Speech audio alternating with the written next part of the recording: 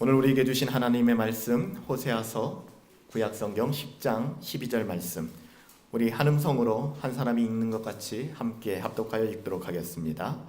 너희가 자기를 위하여 의를 심고 긍휼을 거두라. 지금이 곧 여호와를 찾을 때니 너희의 묵은 땅을 기경하라. 마침내 여호와께서 임하사 의를 비처럼 너희에게 내리시리라. 아멘.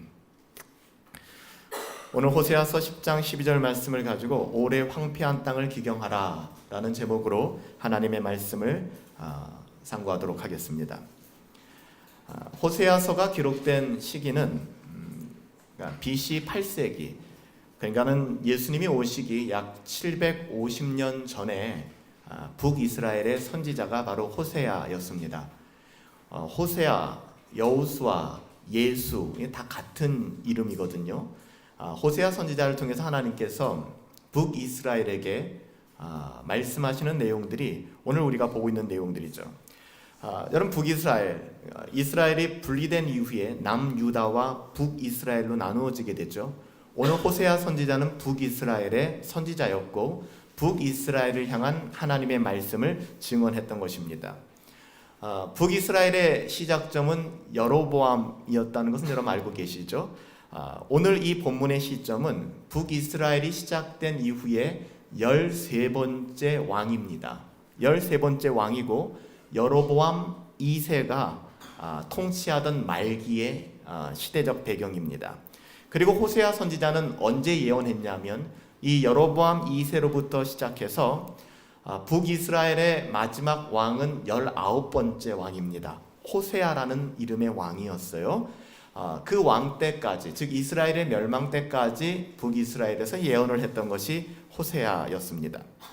근데 여러분들, 오늘 이 본문이 쓰여질 당시에 북이스라엘은요, 건국된 이후에, 다시 말하면 북이스라엘이 독립되어서 10지파가 나라를 만든 이후에 가장 영화롭고 가장 부유했던 시기가 바로 이 시기였습니다. 역사적으로 보면 여로보암 2세 때 북이스라엘은 정치적으로, 경제적으로 가장 부흥을 이루던, 즉 세상의 관점으로 봤을 때는 남부러울 것 없던 시기가 바로 이 시기였습니다. 그렇다면 당시 경제적 부유함과 그리고 그 안정감은 북이스라엘이 가지고 있던 신앙의 건강함과 올바름에 기인된 하나님의 축복의 소산이었을까요? 여러분 어떨까요? 오늘날 우리가 축복을 바라보는, 오늘날 우리가 복을 바라보는 눈이 세상의 형통함이나 안락함을 추구하는 세대에서는 충분히 그렇게 보일 수 있습니다. 오라, 저들이 하나님을 잘 섬기니까, 또 하나님 앞에 경건하게 살아가니까 하나님께서 전무후무한 복을 주셨구나. 그래서 경제적으로도 윤택하고 정치적으로도 안정감 있게 살았구나 라고 생각할 수 있습니다. 하지만 말입니다, 오늘 상황을 병행해서 기록한 구약의 열왕기하를 보면은 여러분 좀 생각이 달라질 것입니다. 열왕기하 14장 24절부터 25절 본문 말씀을 보면 제가 읽어드릴게요. 먼저 25절을 읽어드립니다. 이스라엘의 하나님 여호와께서 그의 종 가드헤벨 아미떼의 아들 선지자 요나를 통하여 하신 말씀과 같이 여로보암이 이스라엘 영토를 회복하되 하맛 어귀에서부터 아라바 바다까지 하였다. 이 말이 증거하고 있는 것이 무엇입니까? 하나님께서 마치 그들에게 복을 주셔서 그들의 영토가 굉장히 넓어지고 안정감 있게 살았더라 라는 그런 말씀인 것 같아요. 그렇지만 바로 앞절인 24절을 읽어드립니다. 여호와 보시기에 악을 행하여 이스라엘에게 범죄한 느밧의 아들 여로보암의 모든 죄에서 그들이 떠나지 않았더라. 놀라운 일입니다. 그들이 하나님을 떠났고 뿐만 아니라 하나님의 말씀을 등한히 여겼음에도 불구하고 그들은 이 땅에 보이는 형통함과 안락함을 다 누리며 살았다라는 것입니다. 이스라엘은 악한 길로 걸어가고 있었음에도 불구하고 정치적, 경제적, 문화적으로 굉장한 부흥을 경험하고 있었습니다. 오늘 본문을 통해서 우리에게 주시는 하나님의 뜻이 뭘까요? 여러분, 우리가 조금 잘 될 때, 우리가 그렇게 잘 되는 사람도 우리 가운데 많지 않은 것 같지만 좀 그래도 제법 내가 좀 잘 된다라고 여길 때 여러분 그때 조심하시기 바랍니다. 마치 우리가 잘 되는 것이 하나님이 주신 축복이고, 그리고 마치 우리가 지금 누리는 이것이 나의 안정감이 나의 신앙을 반영하고 있다라고 생각하는지도 몰라요. 여러분, 차라리 우리가 만난 위기와 고난 속에서는 하나님을 찾아요. 힘든 일을 당합니다. 오랫동안 준비했던 시험에 낙방하기도 하고, 취업에 실패하기도 하고, 인간관계가 깨지기도 하고, 도무지 나의 어떠함으로 해결될 수 없는 문제 속에서 우리가 방황하기도 합니다. 그때는 하나님을 찾아요. 보편적으로. 왜냐하면 너무 힘드니까. 하지만 참으로 위험한 것은 우리가 세속에 빠져 살아감에도 불구하고, 세상 속에 빠져 살아가면서 그 깊은 안정감을 누리고 있을 때 우리는 이것조차 분별하지 못할 때가 많다는 것입니다. 오늘 이스라엘 백성이 그랬어요. 차라리 이스라엘 백성에게 위기가 찾아오고 이스라엘 백성에게 어려움이 있었더라면 이들이 하나님을 찾지 않았을까요? 근데 이들은 전무후무한 부흥을 맛보고 있었습니다. 경제적으로도, 문화적으로도, 정치적으로도. 그들은 물질 만능주의와 현세 지향적이고 세속적인 이기심에 빠져서 하나님을 찾지 않았어요. 하나님을 찾을 여력이 없었습니다. 하나님을 찾기에는 내가 할 것이 너무 많았고, 하나님을 찾기에는 내가 누릴 것이 너무 많았어요. 그래서 정작 그 선물을 준 하나님을 잃어버리고 잊어버리고 그 선물에 눈이 멀어서 결국 하나님을 떠나고 그런 인생을 살아가게 된 것입니다. 하나님으로부터 멀어져 극심한, 여러분 하나님으로부터 멀어지면 일어나는 현상은 무엇인가 하면 하나님으로부터 멀어지면 극심한 도덕적 타락에 빠지게 되어 있습니다. 사실 이런 삶의 자리에 들어가 앉아 있다 보면 분별력이 없어요.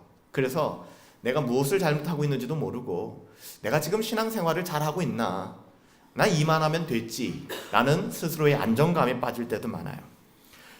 아브라함과 롯을 보실까요? 아브라함과 롯은 둘 다 그래도 경건한 사람이었습니다. 근데 여러분 롯의 마지막을 보시지 않습니까? 창세기를 보다 보면 롯을 바라보면서 참 안타까운 마음이 들잖아요. 롯이 왜 이렇게 됐을까요? 여러분 롯이라는, 아브라함의 조카 롯이라는 이름의 뜻은 가리웠다, 덮이웠다 라는 뜻이에요. 다시 말하면 눈이 있어도 보지를 못하고 귀가 있어도 듣지를 못하는 거예요. 그 이름이 가지고 있는 의미가 가리우고 덮인 자라는 것입니다.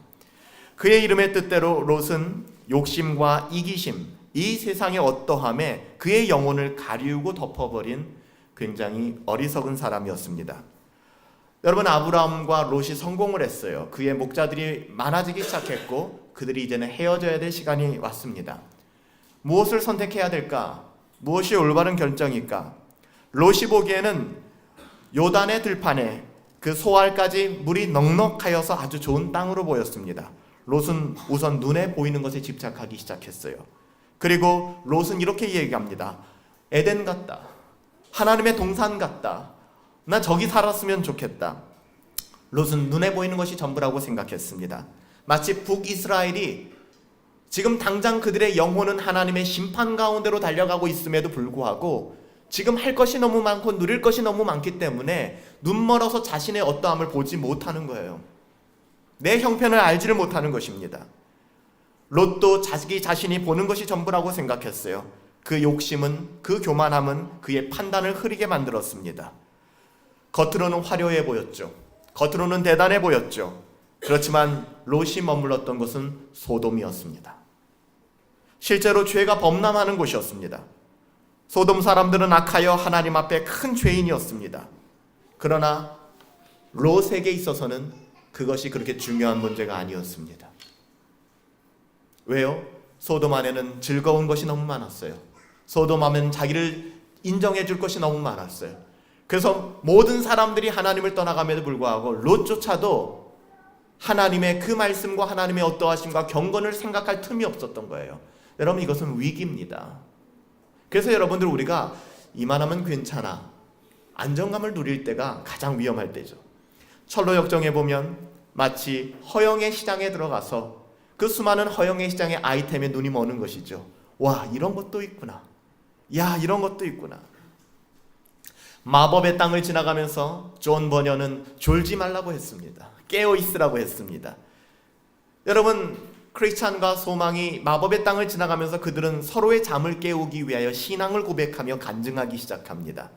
근데 우리는 교만해지면 어떻게 결정을 내리느냐? 자기 힘으로 이겨낼 수 있다고 생각해요. 예배도 성도의 교제도 다 내려놓고 우리의 오만함에 사로잡혀서 우리는 마법의 땅을 당당히 지나갑니다. 10중 8구 우리는 졸게 되어 있고 10중 8구 우리는 사단의 먹잇감이 되게 되어 있는 거예요. 마치 아담의 후손들이 뭔가 할 수 있다라는 교만함. 여러분, 아담의 후손들은 할 수 있는 것이 전혀 없습니다. 그래서 종교개혁적 가치를 가지고 우리가 고백하는 것처럼 total depravity, 인간은 전적으로 타락한 존재입니다. total inability, 우리는 전적으로 무능력한 사람들입니다. 이것이 바로 우리들의 고백인 거예요. 우리의 어떠함으로 인생을 살아보겠노라고, 심지어는 가장 우리가 해결하기 힘든 건 우리의 어떠함으로 신앙생활 한번 해보겠다고. 말장난이 아니라 하나님이 공급해 주시는 은혜 아니면 우리는 한 걸음도 걸어갈 수 없는 사람들이에요. 그들이 하나님 앞에 당당히 바벨탑을 쌓으며 신할 평지에서 하나님과 동등한 위치에 한번 서보겠노라고. 여러분, 이것이 인간의 죄악들 아니겠습니까? 그 가운데 우리가 살아가면서 우리는 전혀 하나님을 의식하지 못하며 그렇게 살아갑니다. 결국 이런 세상의 부요함과 만족 속에서 이스라엘은 종교적, 도덕적으로 타락하게 되었고 그 타락이 극심하여 하나님의 진노가 격발하게 된 것입니다. 여기서도 우리가 잠깐 생각해야 될 것은 하나님은 굉장히 공포스러운 분이시구나. 우리가 즐기는 꼴을 못 보시는구나. 우리가 조금만 빗나가서 즐기면은 하나님 득달같이 달려와서 우리의 머리채를 휘어잡으시는 그런 하나님이신가 보다. 뭐 이런 하나님이 다 있어 라고 생각할지 모르겠지만 그건 오해입니다. 여러분, 오늘 이스라엘 백성이 하나님을 떠나서 잘 살아요. 그러면 하나님 좀 두시면 안 돼요? 잘 살면 안 되나요? 좀 하나님 조금 떠나 있으면 안 돼요? 여러분, 하나님을 떠나는 것은 신자들에게 있어서 마치 물고기가 물을 떠나는 것과 같기 때문에 하나님은 그것을 허용하실 수가 없는 거예요. 그 근거는 나도 못 누리는 것 너희들이 누리는 꼴 나는 못 봐, 그것이 아니라 하나님의 사랑입니다. 돌아오기를 원하는 하나님, 그의 사랑하는 자녀가 돌아오기를 원하는 그 아버지의 마음이 여러분 여기에 녹아져 있는 거예요. 그래서 오늘 본문을 보면서도 하나님을 굉장히 괴팍한 존재, 그래서 조금이라도 자기 뜻으로 살아가면 그 뜻 그거 그냥 두지 못하고 당장 달려와 가지고서 머리채를 휘어잡으면서 고난을 주시는 하나님, 여러분 그리 보지 마시기 바랍니다. 여러분들 하나님의 마음을 읽으세요. 돌아오기를 원하시는 하나님, 자녀가 바른 길로 걸어가지 못하고 자녀가 세상의 유혹과 쾌락에 빠져서 걸어갈 때 어느 부모가 그것을 방치하면서 조금 더 누려라, 조금 더 즐겨라, 괜찮아, 때가 되면 돌아오겠지 라고 말하는 부모가 있겠습니까? 한시도 잠을 이룰 수 없고 가슴 졸여하는 것이 우리의 부모의 마음, 아버지의 마음 아니겠습니까? 여러분, 그 마음을 오늘 성경을 통해서 여러분들 찾아내시기 바랍니다. 하나님께서는 계속 말씀하심에도 불구하고 돌아오지 않은 이스라엘 백성들에게 당시의 강대국 중에 하나였던 아시리아, 성경에는 아수르라고 기록되어 있습니다. 아수르를 통하여 이스라엘이 돌아올 수 있도록 경고하셨습니다. 여러분, 하나님이 이방의 왕들을 사용하셔서 당신의 사랑하는 자녀들을 훈육하는, 여러분 하나님의 마음이 얼마나 아프셨을까요? 저는 이 본문을 묵상하면서도 하나님이 수많은 선지자를 통해서 말씀하셨는데 돌아오지 않는 거예요. 여러분, 하나님의 자녀라면 하나님께서 의당 징계하시고 하나님께서 의당 그가 잘못된 길로 갈 때 돌아올 수 있도록 역사하십니다. 하나님의 자녀라면. 근데 하나님께서 역사하시는 방법이 많아요. 선지자들을 통해서, 특별히 하나님의 자녀들을 통해서 그 자녀들을 권면하실 때 돌아오면 얼마나 좋겠어요. 근데 인간의 마음이 완악해지면 안 돌아오는 거예요. 목사의 설교를 듣고 교리를 공부하고 말씀을 듣고 경건 생활을 하면서 돌아오면 얼마나 좋겠습니까? 돌아오지 않을 때가 있는 거예요. 그때 하나님의 마음이 급해지십니다. 그래서 때로는 하나님께서는 성경에 보면 이방의 왕들을 통해서, 터무니없는 이방의 왕들이 대단한 존재여서가 아니라 이방의 왕들을 사용하여서 하나님의 자녀들을 훈육하실 때가 있어요. 저는 이때 아버지의 마음을 생각해 보았어요. 얼마나 참담하셨을까요? 그 자녀들을 바라보면서. 디글렛 블레셀 3세라든지 살마네셀 5세라든지 사르건 2세라든지 역사적인 이 아수르의 왕들을 통해서 하나님께서는 이스라엘을 공격하게 하셨습니다. 이스라엘이 미워서가 아니에요. 잠깐의 그 아픔을 통해서라도 이스라엘이 돌아와야 되기 때문에. 그럼에도 불구하고 이스라엘은 돌아오지 않았습니다. 그럼에도 불구하고 이스라엘은 돌아오지 않았어요. 그들은 끝까지 자신의 어떠함, 자신의 고집을 부리다가 결국 이스라엘은 기원전 722년 아시리아의 침략으로 말미암아 국가의 수명이 끝나고 말았습니다. 하나님이 거기까지 그들을 돌아오기 위하여 하나님께서 징계하셨어요. 여러분, 성경에 보면 안타깝게도 이스라엘 백성은 하나님 앞에 처한 그 중대한 위급한 상황 앞에서, 여러분, 영적인 눈으로 우리의 영혼을 보십시오. 우리의 영혼이 안전한가? 이스라엘 백성은 지금 그들이 누릴 것에 집착하는 것이 아니라 그들의 영혼을 바라봤어야 해요. 근데 이스라엘 백성은 그들 앞에 처한 중대한 위급 상황에도 불구하고 자기들이 하나님께 범죄하여 심판을 받는다는 사실조차 직시하지 못합니다. 이 지경까지 갈 수도 있어요. 내 주변에 일어나는 많은 일들 뿐만 아니라 나의 삶 속에 역사하는 많은 일들이 때로는 하나님이 돌아오기를 원해서 계속해서 보이는 사인일 수도 있는데 캐치를 못하는 거예요. 그것을 그렇게 맞춰내지를 못하는 거예요. 불행한 일입니다. 여러분 아세요? 남유다는 좀 더 종속되다가 좀 더 유지되다가 결국 남유다도 멸망했지만 북이스라엘이 그래도 10지파가 뭉친 하나님의 나라인데 BC 722년에 아시리아의 공격으로 말미암아 멸망했다. 북이스라엘이, 하나님의 나라가 반토막이 난 채 역사 속으로 사라져버렸다? 얼마나 비통합니까? 근데 여러분들, 더 비통한 건 뭔지 아세요? 이 비극적인 사건을 통해서도 그들이 하나님께 돌아오지 못했다는 거예요. 이 엄청난 사건을 통해서도 그들이 하나님께 돌아오지 못했다는 것이 더 아픈 현실이 되었던 것입니다. 그들은 마지막 순간까지도 오히려 회개하려는 마음이 없었습니다. 여전히 인간적인 마음으로 자신들의 처지를 해결해 보려고 했죠. 그래서 당시에 하나님께서 아수르를 통해서 계속해서 이스라엘을 공격하게 만들고 그 나라를 흔드니까, 하나님이 흔드시면 여러분들 어떻게 해야 돼요? 주님 앞에 나오시면 돼요. 말씀 앞에 나오시면 돼요. 주님 앞에 부복하면 됩니다. 천부여 의지 없어 손들고 나왔습니다. 하나님 도와주세요. 당신의 은혜 아니면 안 돼요. 하나님이 원하시는 건 바로 거기에요. 근데 북이스라엘은 어떻게 했습니까? 정치적 지도자들이 회개함으로 하나님을 의뢰하기보다는 당시에 아수르와 맞설 수 있는 초강대국들과 협상하기 시작합니다. 그들을 찾아 나서기 시작합니다. 정작 우리는 하나님을 찾아 나와야 하는데 자기의 스펙을 쌓으려고 합니다. 자기의 재정 구조를 좀 바꾸어 보려고 합니다. 그러면 내 삶이 좀 더 바꾸어지겠지라고 생각합니다. 인맥을 넓혀 나갑니다. 뭔가 대단한 것이 여기서 있을 것이라고 생각하는 거예요. 여러분, 이스라엘 백성의 패착이 여기서부터 시작되는 거예요.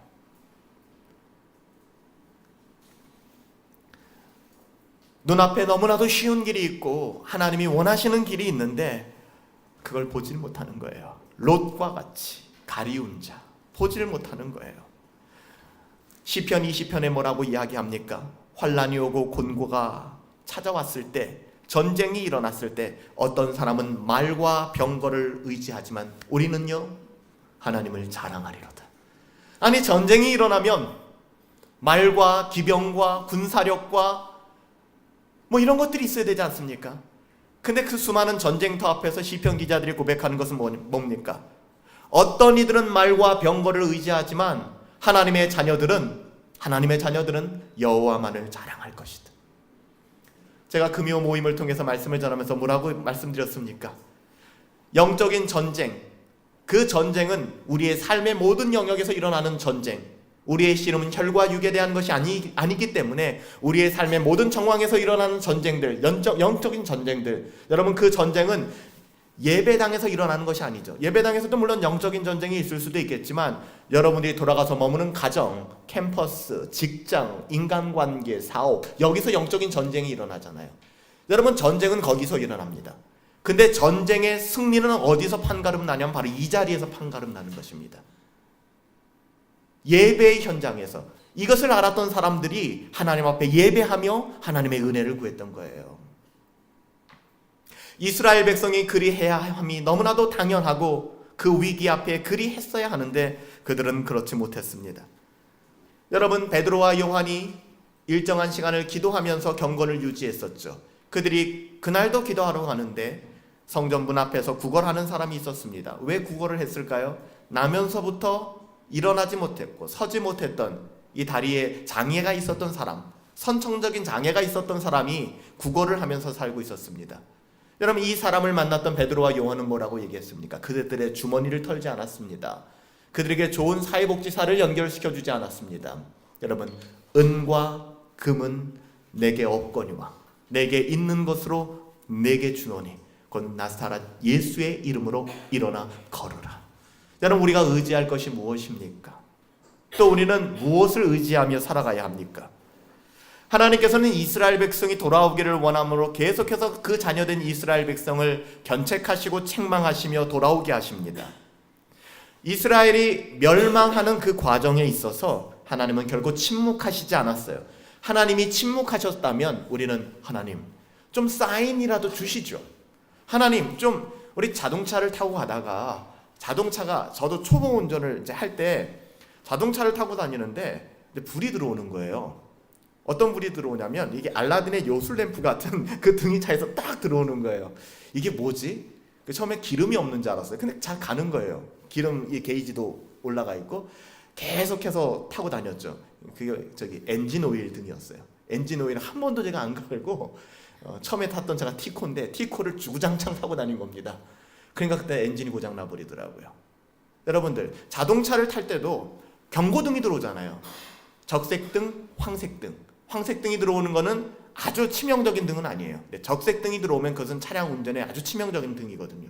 경고의 등이 들어오면 우린 차를 멈춥니다. 그리고 차를 수리하지 않습니까? 우리들의 인생에도 마찬가지예요. 하나님께서는 끊임없이 적색등을 켜주시고 깜빡깜빡하게 만드시고 적색등, 황색등을 켜셔서 우리 인생에 경고를 주십니다. 북이스라엘 백성들에게도 그렇게 하셨습니다.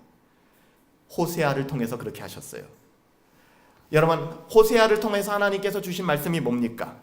너희가 회개하고 돌아오면 너희가 어떤 죄를 지었든 간에 너희의 형편이 어떻든 간에 묻지도 따지지도 않고 하나님께서는 넘치는 사랑으로 그들을 무조건적으로 받아주시겠다. 우리의 어떠함이 올무가 되지 않게 하겠다. 하나님의 말씀이었어요. 특별히 호세아는 음란한 여인 고멜이라는 아내를 얻게 하심으로 말미암아 하나님께서 하나님과 이스라엘의 관계에 하나님의 마음을 있는 그대로 보여주셨어요. 그 끔찍함을. 그럼에도 불구하고 그들의 완고함과 완악함은 회개로 이어지지 않았습니다. 회개라는 것은 뉘우치는 게 아니에요. 회개는 메타노에오라는 히라본데요. 이것은 돌이켜서 돌아오는 과정까지를 말하는 겁니다. 회개라는 것은 그냥 후회하고 내가 잘못했구나, 이게 회개가 아니에요. 그건 유다도 했던 것이죠. 유다도 예수님 팔고 나서 그가 받았던 돈 다시 던지고 후회했습니다. 후회만큼이었어요. 그렇지만 이것을 회개라고 얘기하지 않아요. 회개는 돌아오셔야 합니다. 돌아오셔야 해요. 우리의 전인격, 지식과 감정과 의지가 격발하여 나타나는 것이 회개가 되는 것입니다. 그들은 완고하고 완악했기 때문에 회개하지 않았습니다. 이런 이스라엘 백성을 향하여 하나님이 하신 말씀의 한 장면이 우리가 읽은 오늘 짧은 한 구절입니다. 너희는 묵은 땅을 기경하라. 하나님이 그렇게 살고 있는 이스라엘 백성을 향하여 너희는 묵은 땅을 기경하라. 여기 기록된 묵은 땅, 이게 뭘까요? 묵은 땅. 묵은 닭은 들어봤어도 이 묵은 땅은 도대체 뭔가? 묵은 땅. 이 원어를 보면 니르라는 그런 히브리어인데요. 이것은 이제 영어로 번역하면요, fallow ground라고 번역을 했어요. fallow ground. fallow라고 하면 뭘까요? 이것은 경작할 수 있는, 다시 말하면 이 땅에 문제가 있는 게 아니에요. 이 땅은 옥토입니다. 이 땅은 너무너무 좋은 땅이에요. 근데 그 땅에 경작도 하지 않고 돌보지도 않아서 결국에는 그냥 옥토로서 경작만 하면 너무나도 많은 결실을 맺을 수 있는 너무너무 좋은 땅인데, 금싸라기 땅인데 제대로 경작되지 않아서 가라지만 무성한, 그래서 인간적인 눈으로 볼 때는 이건 못 쓰는 땅인가 보다, 황폐한 땅인가 보다 라고 말하는 거예요. 여기서 말하는 묵은 땅이 바로 그런 땅입니다. 그리고 하나님께서는 본문에서 이스라엘의 영혼, 이스라엘의 마음을 묵은 땅이다 라고 얘기하는 거예요. 호세아가 살던 여로보암 2세 시대의 북왕국 이스라엘은 제가 아까 말씀드린 것처럼 경제적으로 최고의 황금기를 달리던 시대였습니다. 그러나 여로보암 2세에게는 세상의 그 어떤 것보다도 소중한 것, 정말 그 무엇과도 비견할 수 없는 보화, 보배, 이것이 무엇입니까? 하나님을 사랑하는 마음이었거든요. 이것이 없었습니다. 모든 것을 다 가지고 있었지만, 정작 모든 것을 다 가진 것 같지만, 정작 북이스라엘이 영적으로 더욱더 쇠퇴한 나라가 되어갔던 것이 바로 여기에 있었던 것이죠. 경제적인 번성함 속에서 당시 사람들은 잠시 동안의 세상의 안락을 맛보았을 것입니다. 재밌었을 거예요. 즐거웠을 것입니다. 마치 노아의 방주에 오르기 전에 수많은 사람들이 그리 살았던 것처럼. 결국 그들에게 그렇게 의지했던 세상 앞에 그들은 멸망당하고 말았습니다. 심판당하고 말았습니다. 하나님께서 여러분들 오늘 이 시간 우리들에게 하시는 말씀입니다. 여러분들, 우리는 옥토로 부르심을 받은 사람들이에요. 우리는 하나님의 자녀들입니다. 할렐루야. 여러분, 우리는 황폐한 땅이 아닙니다. 우리는 옥토예요. 근데 왜 우리는 황폐한 땅으로 보일까요? 기경되지 않았기 때문입니다. 그래서 오늘 말하는 거예요. 묵은 땅, 우리 마음을 기경하라. 여러분, 기경하라고 하니까 이제 우리가 고속도로를 타고 가거나 이제 지방을 가다 보면 이게 농번기가 되면은 이제 농부들이 땅을 이렇게 갈지 않습니까? 우리 이런 평화로운 목가적인 그림을 상상할 수 있어요. 근데 오늘 선지자를 통해서 우리에게 주시는 말씀은 그런 그림이 아니에요. 너희의 묵은 땅을 기경하라. 이 기경하라를 여러분 영어 성경 찾아보면은 NASB에도 뭐라고 기록하고 있냐면 break up, 그렇게 얘기합니다. break up, 갈아엎으라는 거야. break up. 그러니까 적당히 이렇게 하라는 것이 아니라 머리끝부터 발끝까지 확 갈아엎으라는 거예요. 선한 것이 없으니까 너희의 묵은 땅을 break up, 갈아엎어라 라고 얘기하는 거예요. break up your fallow ground. 너희의 그 fallow ground, 너희의 그 너무너무 좋은 마음밭을 썩히지 말고 지금 당장 갈아엎어라. 다급하게 말씀하시는 거예요. 물론 이 말씀을 속된 말로 무시했습니다. 듣지를 않았어요. 그래서 여러분들, 이 기경하라는 원어의 뜻은 기경하라라는 뜻이 아니라 깨트려버려라, 좀 더 강하게 박살내버려라, 갈아엎어버려라, 이런 말이에요. 너희의 그 마음, 하나님의 형상대로 창조되었고 하나님께서 태초전에 우리의 이름을 지명하여 부르시며 하나님의 자녀 삼아주신 그 마음이 왜 그 지경이 되었느냐라고 한탄하시는 걸 여러분 들으십니까? 우리는 우리가 생각하는 것보다 더 존귀한 사람들이에요. 우리는 우리가 생각하는 것보다 더 아름다운 존재들입니다. 예수 그리스도의 보혈로 하나님의 자녀들 사람들이기 때문에 세상 사람들을 향하여 지금 이야기하는 게 아니에요. 여기서 말하는 묵은 땅이라는 것은 어떻게 보면 돌아와야 될 신자들, 하나님의 자녀들을 향하는 외침입니다. 그 마음을 박살내라는 거예요. 깨트려버리라는 거예요. 그냥 단순히 여러 번 말씀드렸지만 너희의 빈잔을 그냥 만들어라, 물 부어버리고 빈잔으로 만들고 채우라는 것이 아니라 하나님이 우리에게 요구하시는 것은 너희의 이 잔 자체를 그냥 깨버리라는 거예요. 너희가 내 안에 거하고 내 말이 너희 안에 거하고, 우리가 주님과 연합되어지는 신비의 비결이 이거 아니겠습니까? 성령으로 충만하여진다는 것이 이것 아니겠습니까? 너희 것은 조금도 남겨버리지 말고 break up, 깨버려라, 박살내버려라. 좀 거친 표현이죠. 근데 성경의 원어적 표현, 저보고 이 부분 번역하라 그러면 그냥 묵은 땅을 기경하라라고 번역하지 않았을 것 같아요. 왜요? 그냥 목가적인 풍경을 상상하니까 그 땅을 갈아엎어버리라는 거예요. 갈아엎어버리는 거예요. 여러분, 한번 좀 더 살펴보십시다. 밭이 있어요. 땅이 있어요. 이 땅과 밭을 망치는 가장 빠른 지름길은 뭐냐면 농사를 포기하면 됩니다. 제가 철원에 있을 때, 이제 군 생활할 때 이제 군종으로 교회를 섬겼는데 언덕 위에 하얀 교회였어요. 언덕 위에 하얀 집 교회였는데 그 교회 앞에는 조그마한 정원이 있었어요. 그래서 제가 농부의 마음을 알아요. 정원이 있는데 이 정원을요 여름철에 한두 주만 안 가꾸면은요 어디서 그 무성한 잡초들이 자라는지 상상을 초월해요. 여러분, 우리가 기경하고 가꾸고 계속해서 그러지 않으면 우리의 마음밭에 가라지가 자라고 엉겅퀴로 가득 차는 것은 여러분 삽시간의 문제입니다. 여러분, 한 주만 경건 생활을 멈춰보세요. 여러분의 안테나가 작동하지 않을 것입니다. 무엇이 죄인지 무엇이 뭔지 작동이 안 될 거예요. 씨를 뿌린 것도 아닌데 이런 잡초는 정말 밟아도 뿌리 내리고 계속해서 자라납니다. 우리의 영혼도 마찬가지예요. 우리의 영혼이 선하다고 생각하십니까? 누누이 말씀드리지만 인간의 마음 속에는 기만적 요소가 있어요. 예레미야 선지자를 통해서 우리에게 주신 말씀, 예레미야서 17장 9절, 만물보다 거짓되고 심히 부패한 것이 너희의 마음이라. 이걸 누가 능히 알겠느냐? 수사의문문으로 딱 찍어버리잖아요. 다 알지 않느냐라고 말하는 거예요.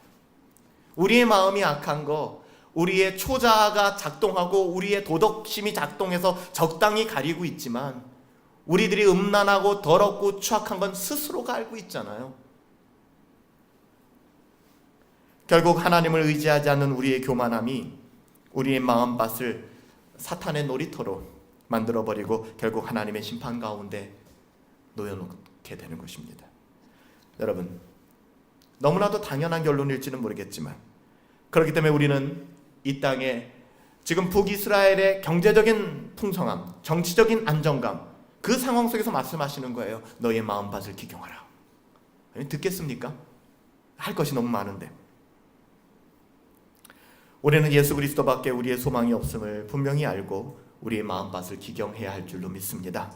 이 세상의 모든 것을 다 가졌습니까? 그런 분들도 아니 계시지만 그리스도를 깊이 알고 경험하지 못한다면 우리는 이 세상에서 가장 비참한 존재입니다. 여러분들, 왜 자꾸 목사님 비참하다고 이야기하지? 나는 아닌데. 그건 그대들의 양심이 그렇게 얘기하는 거죠. 신앙생활은 우리의 양심 앞에서 하는 것이 아닙니다. 하나님의 말씀 앞에서 하는 거예요. 목사님, 저는 그렇게 큰 죄인이라고 여기지 않는데요. 그거는 당신의 양심이죠. 신앙생활의 근본은 나의 어떠함이 아닙니다. 하나님의 말씀이 내게 뭐라고 나를 규정짓고 있는가 하는 거예요. 이게 믿음입니다. 내가 납득되어지고 설득되어지고 내가 경험되어져서 믿고 따르는 것이 신앙이 아니라 하나님이 그리 말씀하시기 때문에 따라가는 것이 신앙이에요. 그렇게 말씀하시는 거죠. 지금 어느 정도의 성공을 누리고 어느 정도 안정감을 누리고 안정된 직장을 가지고 계신가요? 원만한 사회생활을 하고 계신가요? 연애도 하고 계시고 우리의 삶에 어느 정도 성취감을 누리고 계십니까? 만약에 그럼에도 불구하고 바로 우리들의 삶에 그리스도가 발견되지 않는다면, 은혜의 복음이 우리들의 삶에 어떤 영역에도 효력을 미치지 않는다면 여러분, 우리는 묵은 땅입니다. 우리는 기경되어져야 될 땅입니다.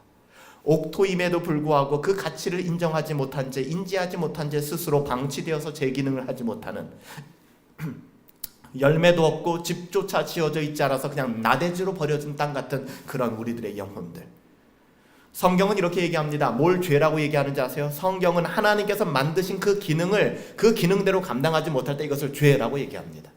그래서 잘 아시는 것처럼 헬라어로, 시라버로 죄를 하마르티아라고 얘기하는 것은 관역에서 벗어나다는 뜻이, 하나님의 창조의 섭리와 하나님의 뜻, 우리는 옥토로 부르심을 받았는데 그것이 기능을 감당하지 못하는 것, 이것은 내가 내 영혼을 그냥 방치하는데 누가 뭐라 그래 하는 것이 아니라 하나님 앞에 죄를 짓는 것입니다. 이것이 이스라엘의 죄였어요. 묵은 땅은 그냥 방치되어서는 안 됩니다. 반드시 기경되어져야 합니다. 더 이상 방치되어서는 안 돼요. 우리의 영혼이 더 이상 방치되어서는 안 됩니다. 왜 그럴까요? 그냥 방치되면 그만이고 열매 좀 없으면 그만이지 왜 그럴까요? 기경되지 않는 땅을 성경이 뭐라고 얘기하는지 아십니까? 기경되지 않는 땅, 끝까지 기경되기를 거절하고 끝까지 기경되지 않는 땅이 있다면 그는 그리스도 밖에 있는 자들이며 이들은 허물과 죄로 죽은 자들이고 세상의 풍속을 좇고 마귀를 따르는 자들이라고 성경은 증언하기 때문에 그렇습니다. 이것은 우리의 기호의 문제가 아니에요. 에베소서 2장 1절부터 3절에 보면 그들은 다 육체의 마음의 욕심을 따라서 살아가고 본질상 그들의 본질이 하나님의 진노 아래에 있는 자들이라는 있지 않습니까? 하나님을 알지만 하나님을 영화롭게 하지도 아니하고 하나님께 감사하지도 아니하고 그 마음의 정욕대로, 다시 말하면 내가 하고 싶은 대로 행하여 그 결과는 더러움에 내버려진 자가 되었고 하나님을 싫어해요 상실한 마음대로 내어 버려진 자가 되었다.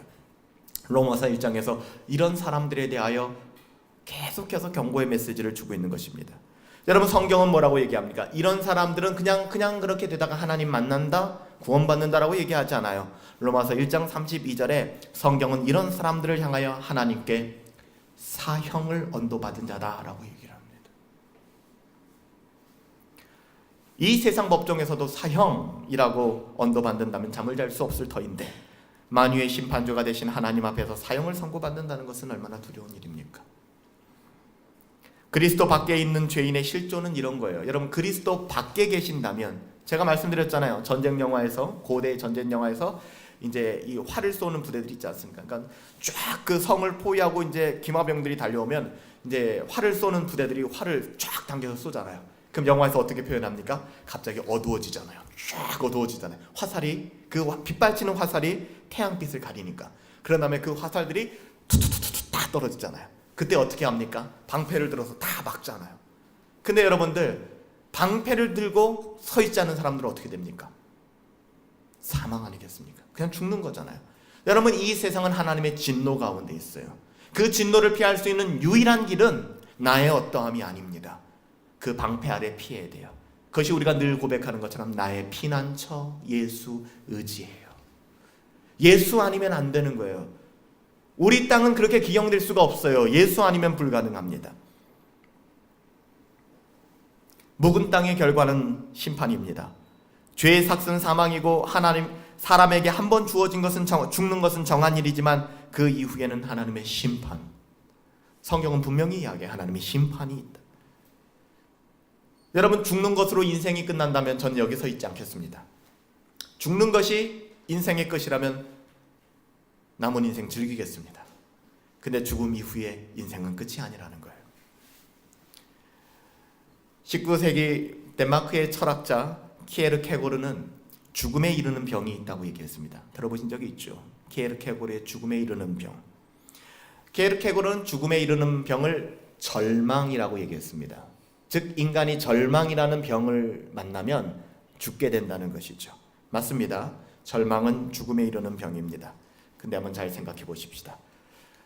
그런데 잘 생각해 보면 우리가 경험하는 절망은 어디서부터 시작될까? 여러분, 무엇 때문에 절망하십니까? 우리의 삶에는 어떤 부분이든 간에 크고 작은 실패와 좌절을 맛보게 됩니다. 우리의 스스로의 힘으로는 도저히 극복할 수 없을 때 그것에 발목이 잡히면 우리는 절망의 수렁 속에 빠지게 됩니다. 그럼 결국 사람은 죽고 망할 수밖에 없게 되겠죠. 다시 한번 생각해 보십시다.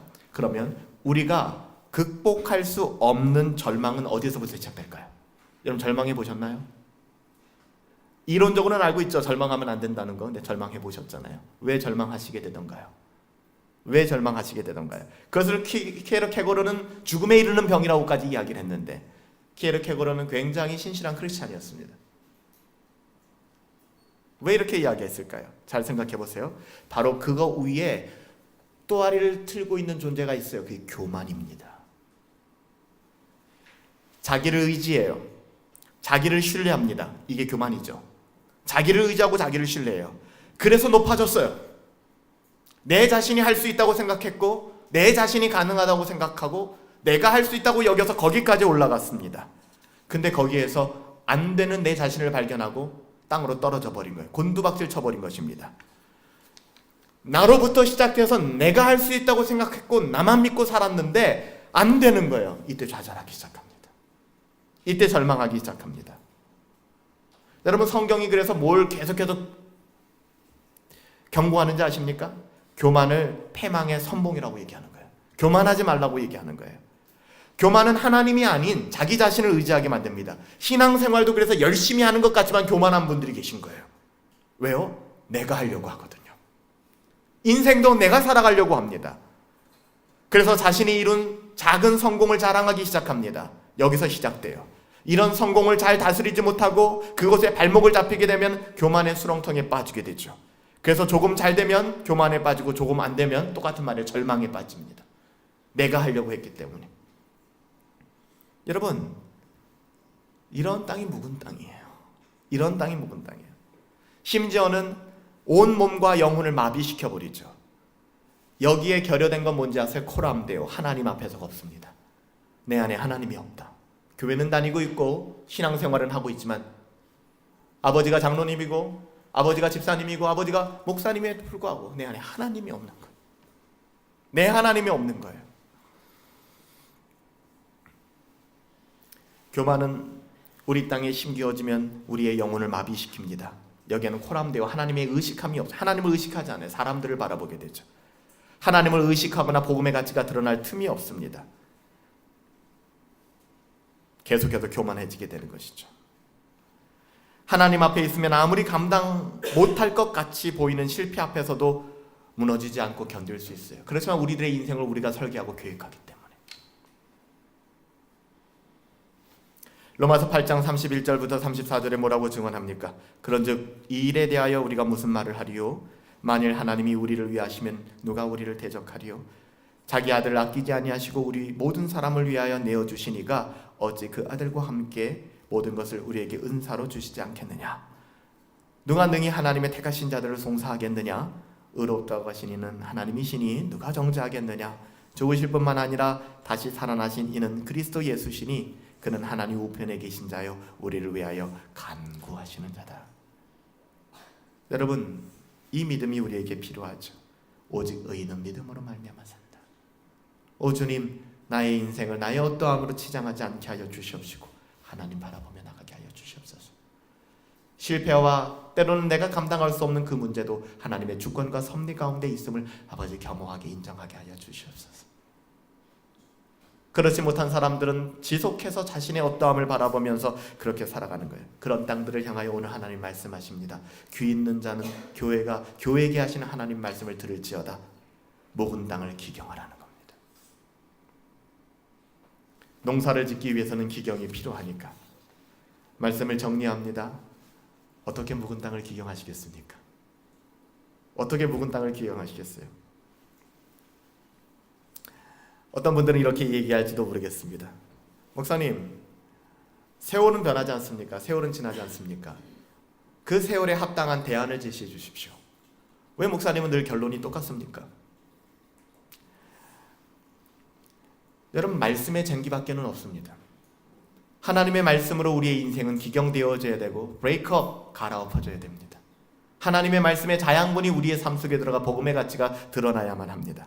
여러분, 그거 아세요? 세월이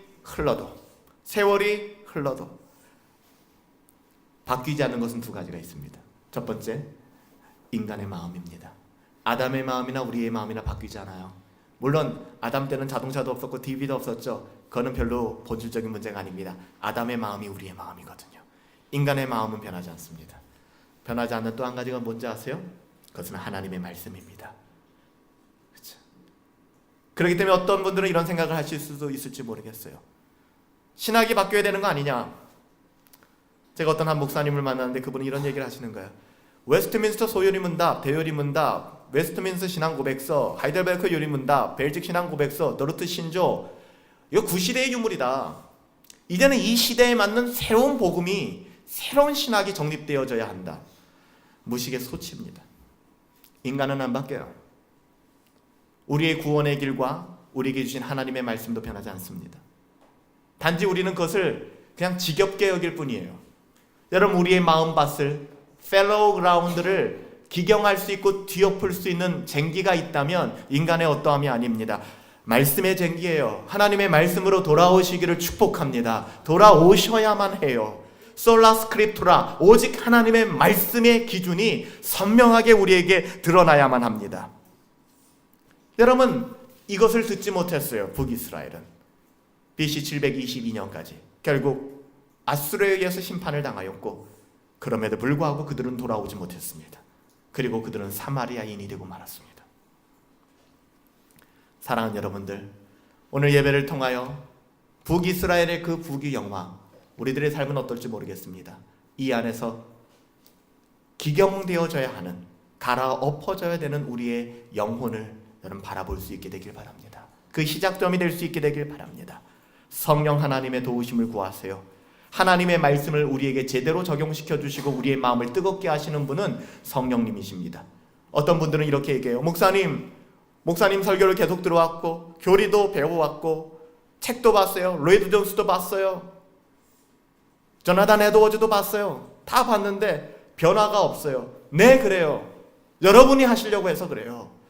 한 번이라도 이 모든 것 주님 앞에 불평하게 앞서 내어놓고 기도해 보신 적 있나요? 야곱이 야복강가에서 그렇게 외롭게 씨름했던 것처럼 환도뼈가 날아가도 견딜 수 없다라는 그 마음을 가지고 놓지 않고 하나님께 메어 달린 적이 있습니까? 북이스라엘은 그렇게 했어야 합니다. 그랬다면 하나님의 은혜를 깨닫고 돌아올 수 있었겠죠.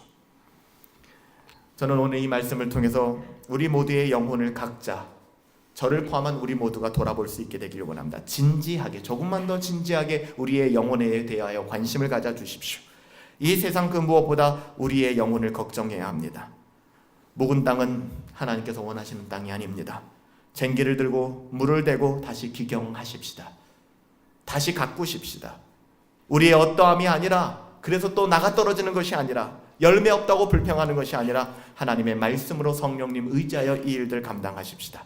우리 마음의 굳어짐을 돌아보며 회개할 수 있는 시간 되길 예수님의 이름으로 축복합니다. 성령 하나님의 그 말씀을 의지하여 우리의 마음밭을 기경할 수 있게 되기를 예수님의 이름으로 축복합니다. 기도하겠습니다. 살아계신 아버지 하나님,